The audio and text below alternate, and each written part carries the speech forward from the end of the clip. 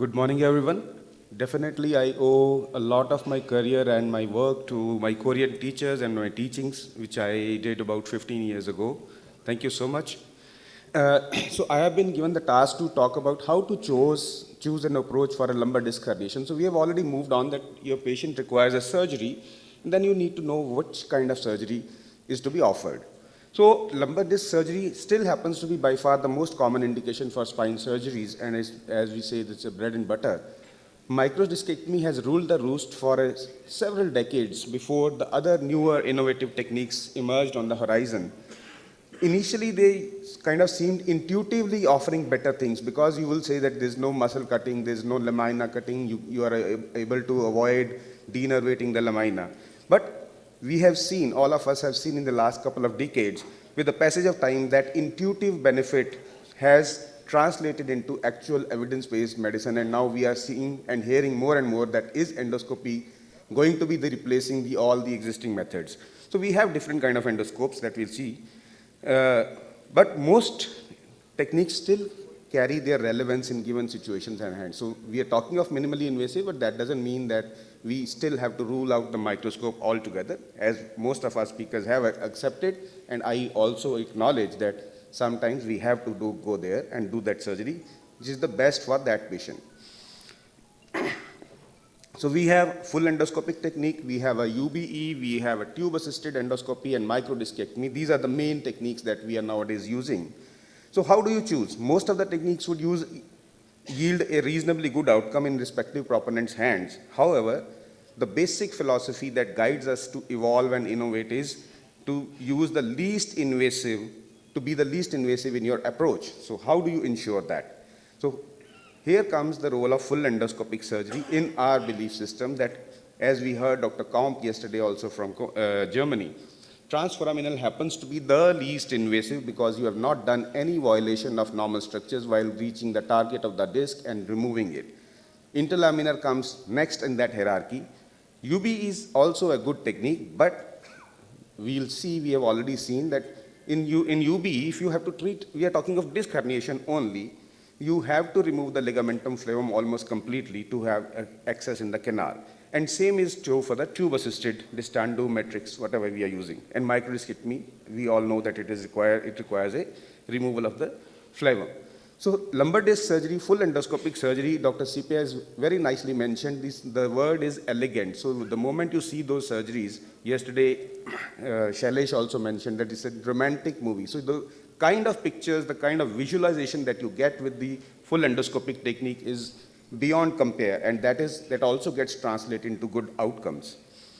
So which disc can be treated with which endoscopic approach is my brief in the subsequent part of this talk. So contraindications may be there for certain approach, but that will be individual dependent depending upon the person's experience.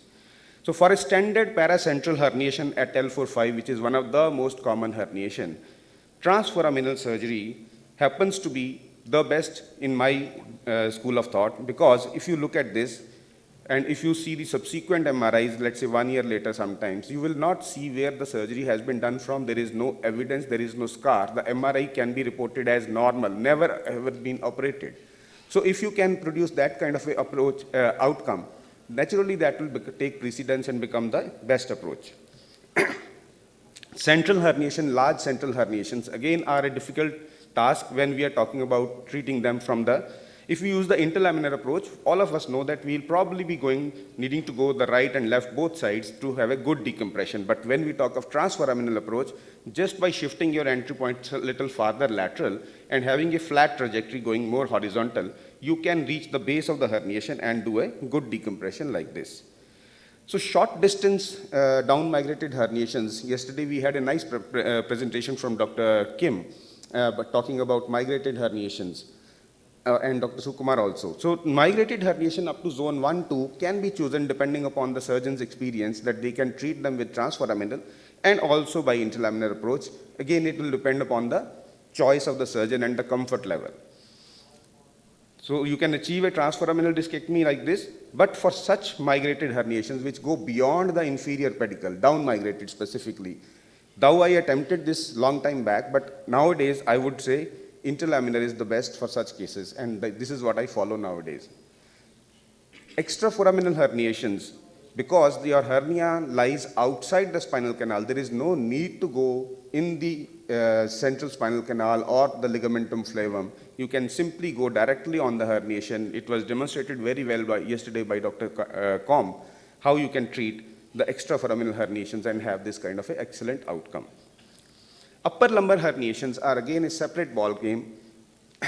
If you do interlaminar approach for upper lumbars, then there is a probability that you'll have to resect more bone, and there is a probability that you may actually cut pars and develop an instability. So transforaminal is preferred.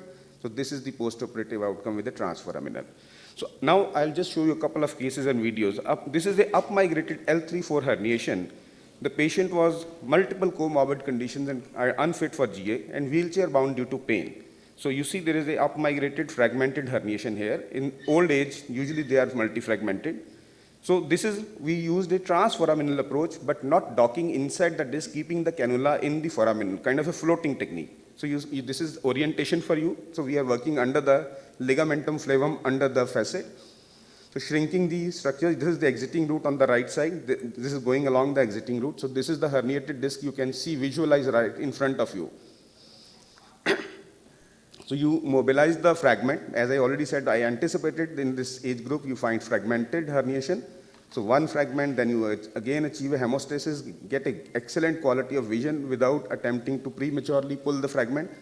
So you have good hemostasis, you can perform a very nice surgery. So probably the last fragment coming out. And then the elegance is reflected in the next second. You can lift the wheel from the beauty beneath. You can see? And you can leave it like that. There's no need to remove that fat. So this is the post-operative MRI for the same. So high up-migrated herniation, we can actually treat such patients with a translaminar approach. You can see there is a fragment lying beside the L3 pedicle now. So again, it will become a challenge if we go just transforaminal. So here, we use what we call as a translaminar approach. So we dock the cannula onto the L3 lamina. It was a L3-4 herniation. So this is a small video. The cannula is docked on the lamina as planned. So you see the lamina, and then you start drilling a hole in that lamina. So this hole, that is required only to visualize with your scope and see underneath. So you see the lateral border of the dura here, and then you pick up the fat and you can visualize the fragment which is on the between 9 to 11 o'clock. So you mobilize it, you take out the fragment, and you have an excellent decompression. You can see, and then you can check your exiting nerve root, which is on the lateral side. So this is the hole through which you can sew. This is a very direct approach. So you have not violated the ligamentum flavum, and this hole we know as orthopedic surgeons, you drill a hole in the bone, it tends to get filled over a period of time. So you will again have a near normal MRI picture. So a calcified disc is preferred to be done interlaminar, because then you can have a better chance to remove the calcified component. Otherwise, from the transforaminal, it may be difficult. Large herniations, specifically like this, you can see a very large herniation up-migrated and at L5S1. So just last slide. So we can treat this with the interlaminar approach.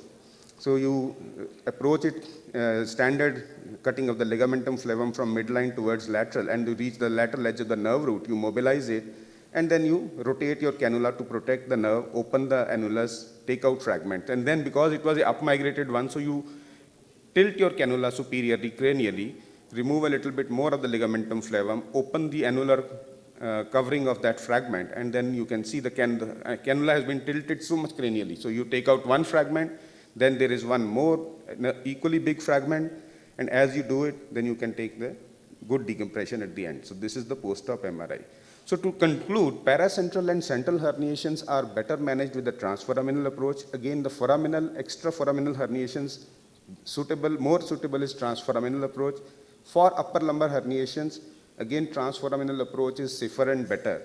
But when it comes to L5 herniations, interlaminar approach takes precedent. Migrated herniations, especially down migrated and high down migrated or high up migrated, interlaminar approach. And you also have the choice of going translaminar or interlaminar depending upon the location. And sometimes you have a stenosis with disc herniation. Again, that interlaminar approach will probably be a better choice. Thank you so much for your hearing.